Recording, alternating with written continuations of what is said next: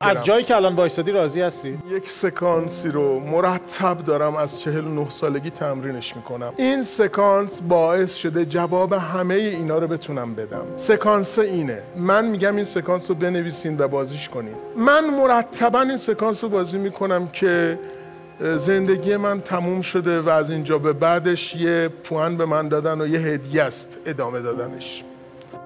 یعنی من انگار توی قرعه کشیه، تو هدیه حالا ادامه پیدا کرده که میخوام زندگی کنم. وقتی میام اینور رو بازی میکنم، پلانای اینور، دیگه خوشحالم، دیگه راضیم، دیگه کوتاه میام.